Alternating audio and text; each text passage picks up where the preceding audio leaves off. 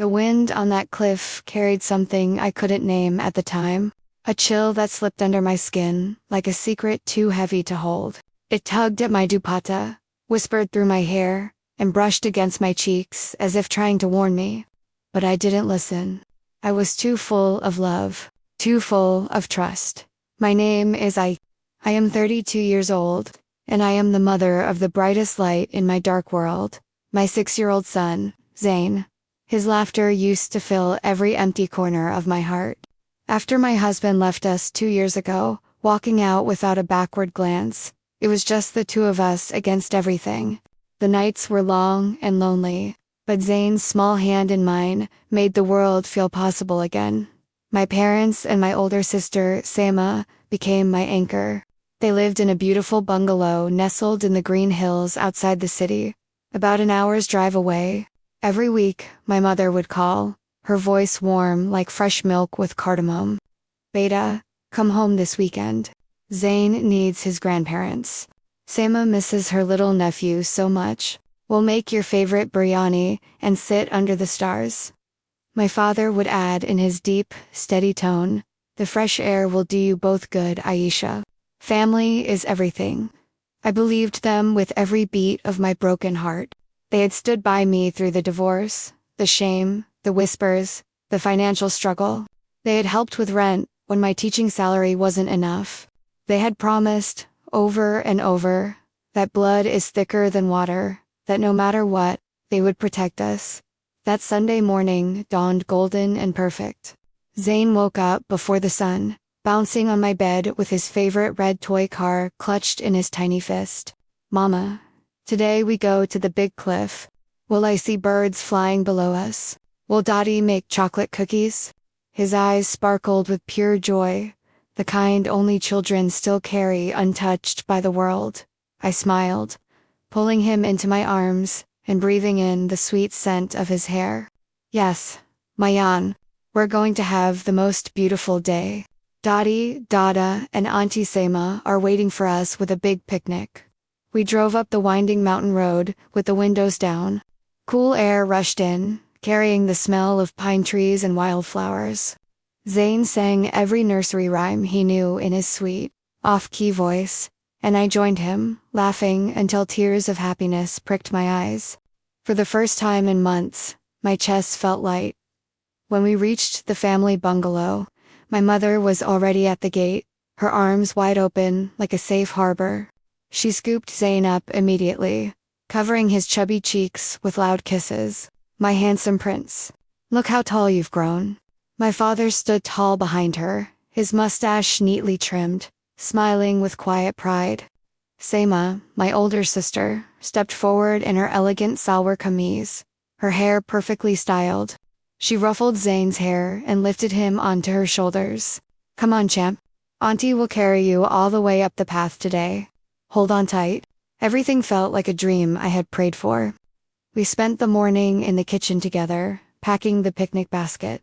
My mother's famous chicken biryani, layered with fragrant spices and saffron, fresh mango slices dripping with sweetness, Zane's favorite chocolate chip cookies that my mother had baked just for him, cold lemonade in glass bottles that clinked softly. Seema teased me gently about how my dupatta always got caught in the breeze. My father kept repeating, "This overlook has the most breathtaking view you will ever see. It will take your breath away." Zane held my hand tightly as we began the climb up the narrow, rocky path to the cliff. The air grew fresher, thinner. Birds sang overhead. Every few steps, Zane would stop and point excitedly. "Mama, look. A red butterfly. It's flying so high." I took out my phone and captured hundreds of photos, his gap-toothed smile glowing in the sunlight. My mother's gentle eyes crinkling with what I thought was love.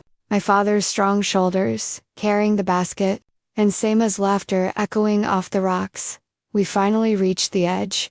The cliff dropped sharply, dramatically, into a deep green valley where a silver river wound far below like a distant ribbon of life. The wind was stronger here, pulling at our clothes, playing with Zane's hair. He stood safely between me and the grassy edge, his tiny fingers wrapped so trustingly around mine. I felt safe, cherished, protected by the very people who had raised me. My mother turned to me and smiled. But for one fleeting second, something flickered in her eyes. Something cold, something calculated. I told myself it was just the bright sunlight playing tricks. Sema stepped closer to the very edge, peering down. Her voice was soft. It's so deep, almost like it could swallow every problem in one fall. My father nodded slowly, his face unreadable. Yes, some things, once they fall, they never come back up the same. I laughed lightly, still wrapped in my innocence. Baba, you're being so dramatic today. Come, let's eat before the food gets cold. But what I didn't know in that golden perfect moment was that the bridge of love I had stood on my entire life had already been soaked in kerosene, and my own family was holding the match. The picnic mat was spread on the flat rocks near the edge. Zane sat between my legs, happily munching on a chocolate cookie, crumbs dusting his cheeks and shirt. The sun warmed our skin. For a few minutes, everything still felt right. Then Sema spoke. Her voice started sweet, like always, but the words carried a new sharpness hidden beneath the sugar. Aisha, you know, after your divorce, Baba had to sell that piece of ancestral land to help you pay the bills. That land was supposed to be part of my dowry, for my future, for the life I deserve. I froze, the lemonade bottle halfway to my lips. The sweetness in my mouth turned bitter. Sema, please, not now. Not in front of Zane. We can talk about money later, in private. But my father didn't allow silence. He stood up slowly, his shadow stretching long and dark over us. His voice was flat, heavy with finality. There is no later, Aisha. We have carried you and this boy for long enough. The house in the city that your useless husband left behind, it should have gone to Sama. The savings we gave you, everything. You have taken more than your share from this family. You brought shame with that failed marriage, and now you expect us to keep paying forever. My mother's hand landed on my shoulder. What I once thought was comfort, now felt like a cage. Her fingers pressed harder than necessary. You were always the pretty, spoiled one, Aish. Even after everything, we still opened our hearts. But enough is enough. We cannot keep sacrificing our peace, our money, our reputation for your mistakes. Zane is just another burden dragging us down. Zane looked up at me, his big innocent eyes, wide with confusion and fear. His little voice trembled. Mama, why is Dottie angry at us? Did I do something bad? My heart shattered right there. I tried to pull him closer, shielding him with my body. It's okay, baby. Mama's here. We're going home soon. Everything is fine. But nothing was fine. Sema let out a laugh that was cold, bitter, and unrecognizable. Home. You think you still have any claim to a home after draining us dry? You've ruined our family name long enough, with your drama and your divorce. It's time we fixed what you broke. I started to stand, my legs shaky. Please, let's just go back down. We can discuss this calmly. My father moved then, fast, decisive, like a decision long rehearsed. He grabbed Zane by both small shoulders. My son cried out in sudden terror, Mama. No, stop. I screamed, lunging forward. Sama was already behind me. She shoved me with surprising force, her palms slamming into my back. My feet slipped on the loose gravel, right at the edge. The world tilted violently. The empty air yawned behind me like a hungry mouth. I saw my father push Zane, both hands, hard, deliberate, sending my tiny boy flying past me toward the abyss. Zane's scream tore through the air. Mama, help me. I threw my entire body after him without thinking. My arms stretched desperately, catching his small frame mid. We tumbled together over the edge.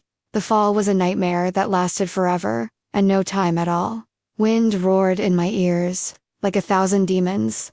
Rocks and branches tore at my skin, ripping my clothes, slashing my arms and legs.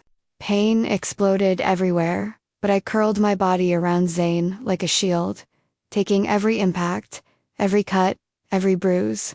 I've got you, my yawn. Mama's got you. Don't let go. I love you. Stay with me. We slammed onto a narrow, hidden ledge about 25 feet down, a cruel miracle that stopped us from hitting the river below. The impact was brutal. I heard my left leg snap with a sickening crack. Ribs broke like dry sticks. Something sharp pierced my side. Blood filled my mouth. Zane lay limp in my arms, a deep gash bleeding across his forehead, his little chest rising and falling in shallow, frightening gasps. I held him so tightly, rocking him through my sobs. Zane, my baby, please wake up. Mama is here. I won't let anything happen to you. Stay with me. Please God, don't take him from me. The sun slowly crossed the sky. Hours blurred into agony. My voice grew raw from screaming for help. Every breath stabbed like knives. Blood soaked my clothes and mixed with Zane's. I whispered every story he loved. Brave kings, magic birds, flying carpets, begging him to hold on. I sang lullabies through tears. I made promises to God I didn't know if I could keep. When the rescue team finally spotted us after sunset, their flashlights cutting through the growing darkness, I was barely conscious. They had to gently pry my broken, bleeding arms from around my son. I kept whispering even as they lifted us. He's only 6. Please save my baby. In the hospital, the beeps of machines became the soundtrack of my new hell. Doctors worked frantically. I had multiple fractures, a punctured lung, internal bleeding, and deep lacerations. Zane was in critical condition, severe concussion, broken collarbone, trauma to his small body, and the head wound that wouldn't stop bleeding at first. They said it was a miracle we were alive. But miracles come with a price. The police arrived the next morning. Through morphine haze and unbearable pain, I told them everything. Every word, every push, every scream. My own parents, my sister, they pushed us. They tried to kill my son and me over money and property. Their faces showed pity, but when they questioned my family, the story twisted like a knife. My mother wept convincingly for the officers. It was a terrible accident. Aisha was taking selfies near the dangerous edge with the boy. You know how unstable she has been since the divorce. We tried to save them, but she slipped. My father added calmly, she has always been dramatic, demanding more and more. This is just another way to get attention and money. Seema cried on local news cameras, looking every bit the concerned sister.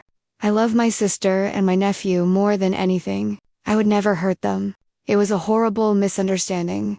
They produced forged documents, old messages taken out of context, and painted me as the greedy, unstable daughter who had been leeching off the family for years. My mother visited me once when I was alone in my room, the machines still beeping. She stood at the foot of the bed, her face no longer soft. It was cold, empty, practical. Let it go, for the sake of the family name. Sign the papers transferring the city house and the remaining savings to Seema. We can tell everyone it was all a tragic accident. We can move on. I stared at the woman who once rocked me to sleep and sang me lullabies.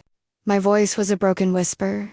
You looked my 6-year-old son in the eyes, and you still pushed him. You tried to murder us both, and now you want me to protect you. She smiled thinly, without warmth. You were always too emotional, Beta. Think of Zane's future. Think of what people will say. That night, as I lay listening to Zane's weak, breathing through the thin wall separating our rooms, something inside me finally died. The little girl who still wanted her mother's love. The daughter who believed in family. In its place, a cold, quiet, unbreakable resolve was born. I stopped begging. I stopped crying in front of others. I started remembering every detail, every text, every bank transfer, every lie. While my body fought to heal, my mind began to plan. The months that followed were a slow, painful rebirth. I couldn't walk for weeks. Physical therapy was torture, but I pushed through every session for Zane. He woke up screaming almost every night, reliving the push, calling for me in terror. I held him close through every nightmare, whispering over and over, "Mama is here. No one will ever hurt you again. We are safe now. We are strong." I hired the best lawyer I could afford, with the little I had left. A private investigator quietly gathered evidence, hidden recordings, bank statements showing large transfers from accounts meant for Zane's education into Sama's name. The forged will that cut us out completely after the divorce. Old messages where Sama bragged to friends about finally getting what should have been mine once that burden is gone. The most powerful piece was the secret recording I had managed to capture during my mother's hospital visit, her voice clear and chilling. Accidents happen when daughters and their children become burdens we can no longer carry. I didn't rush. I let them celebrate. They threw a lavish family gathering at the bungalow to put the unfortunate misunderstanding behind us. Photos circulated on family WhatsApp groups. My mother in her finest silk sari, smiling victoriously. Sama, showing off new gold jewelry. My father raising a toast to family unity and moving forward. They thought they had won. They thought the fall had silenced me forever.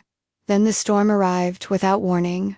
One crisp morning, police vehicles pulled up to their beautiful hill bungalow, warrants in hand. The evidence was overwhelming and undeniable. Charges: attempted murder of a minor, conspiracy to commit murder, forgery, financial fraud, and child endangerment. My father was arrested while still in his morning kurta, his proud face collapsing into disbelief and fear as handcuffs clicked around his wrists. My mother sank to the marble floor she had always prized more than her grandchildren, sobbing and begging the officers for mercy that would never come. Sama tried to slip out the back garden gate, but she was caught within minutes, her elegant facade cracking into panic. The trial stretched over many months. I attended every single hearing, sitting tall in the front row. Sometimes Zane was strong enough to sit beside me, his small hand gripping mine tightly whenever his grandparents or aunt glanced our way. He no longer cried. He watched with quiet strength that broke my heart and filled me with pride. The courtroom was heavy with tension on the final day. When the judge read the verdict, lengthy prison sentences for all three, with no leniency, a profound silence fell. My mother's broken sobs echoed. My father could not lift his eyes to meet mine. Sama screamed my name as they led her away, begging for forgiveness, for one last chance to explain. I sat still, feeling the weight of years lift from my shoulders. There was no wild celebration, only a deep, heavy, exhausted peace. That same night, Zane and I sat together on the small balcony of our modest apartment. The city lights twinkled below like gentle stars watching over us. He leaned his head against my shoulder, the faint scar on his forehead still visible in the soft light, a reminder we both carried. "Mama," he whispered softly, "our Dottie Dada and Auntie gone forever now." I kissed the top of his head, my voice thick with emotion. "They are gone from our story, my love. Their darkness no longer touches us. We don't have to carry their pain anymore. We are free to write our own ending." Tears came then, quiet, cleansing tears of release, not despair. I once thought revenge would burn like fire, taste like triumph and sweet vengeance. Instead, it felt like finally setting down a mountain I had carried since childhood. It felt like breathing freely for the first time in my life. If you are listening to my story tonight, and your heart is aching because someone who should have protected you chose to break you instead, please hear these words from the deepest part of my soul. Family is not defined by blood. It is defined by who would never, ever, push you and your innocent child off a cliff, literally or with their words and actions. Loyalty is not owed to those who betray the most vulnerable. You do not have to forgive monsters to heal. You only have to choose yourself. Choose your children. Choose to rise even when every bone in your body screams in pain. The scars remain. The nightmares still visit sometimes. But every single morning, Zane and I choose each other. We choose light over darkness. We choose love that does not destroy. We keep breathing until the longest fall becomes the beginning of flight. Thank you for sitting with me through this long, painful, and ultimately hopeful story. Thank you for holding space for a mother's broken heart and her quiet strength. If my truth has touched something wounded inside you, know this: you are not alone. Your story is not over. Your comeback is already being written in the same stars that once watched you fall. This is Aisha, a woman who refused to stay buried, a mother who turned pain into power. Stay soft enough to love. Stay fierce enough to protect what matters. And never, ever let anyone convince you that your life, or your child's precious life, is disposable. Until we meet again, in another story. Take care of the little hearts that depend on you. They are worth every tear, every fight, and every step back into the light. Good night, my friends. May your cliffs always have safe ledges, and may your family be the one that catches you when you fall.